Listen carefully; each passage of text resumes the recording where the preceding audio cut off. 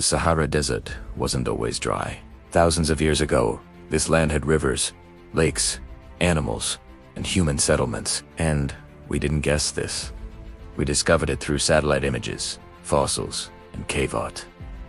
The real question is not what was here, but why it disappeared. Believe it or not, the vast, sandy landscape we know as the Sahara was once a lush, green savanna. This period, known as the African humid period, peaked around 9,000 years ago.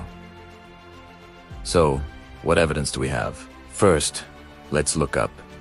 Satellites using radar technology have pierced through the sand to reveal ancient riverbeds and massive lake basins hidden beneath the dunes. One of these paleo lakes, Lake Megashad, was larger than all of the Great Lakes combined. Then, there's the evidence on the ground. Paleontologists have unearthed fossils of giraffes, elephants, hippos, and even crocodiles in places that are now some of the driest on Earth. Imagine crocodiles swimming where there's now only sand for thousands of miles. It's mind-blowing. These discoveries paint a picture of a vibrant ecosystem teeming with life. So, what happened? Why did this green paradise turn into the world's largest hot desert? The answer lies in the Earth's orbit. Our planet wobbles on its axis in a cycle that lasts about 26,000 years. This is called axial precession, around 11,000 to 5,000 years ago. This wobble caused the northern hemisphere to receive more solar radiation during the summer.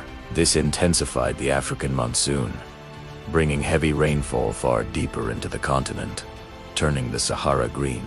But as the Earth continued its slow wobble, the solar radiation shifted, the monsoons weakened, rainfall decreased, and the vegetation started to die back. The transition from green to desert was surprisingly swift, happening over just a few centuries. As the plants vanished, the exposed, lighter-colored sand reflected more sunlight back into space, which cooled the land and further suppressed rainfall. This feedback loop rapidly accelerated the desertification process, locking the Sahara into the arid state we see today. Before it turned to sand, the Green Sahara was home to thriving human populations, and they left behind an incredible artistic record. All across the desert, we find thousands of rock carvings and paintings, collectively known as petroglyphs. These artworks depict a world that is now gone. We see images of people swimming, herding cattle, and hunting animals like giraffes and antelopes. Some of the most famous sites, like the Cave of Swimmers in Egypt, show figures that appear to be floating in water, a stark contrast to the barren landscape that surrounds the cave today.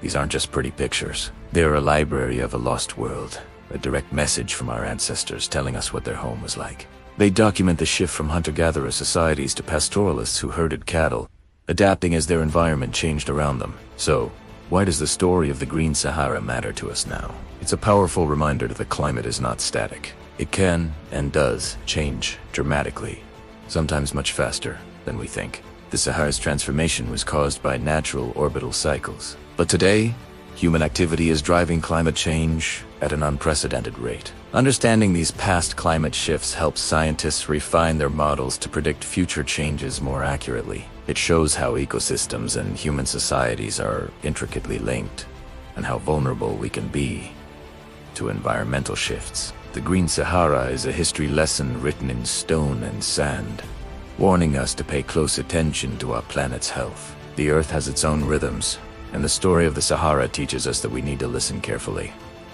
Thanks for watching. If you found this journey back in time interesting, don't forget to like this video and subscribe for more stories about our amazing world. See you next time.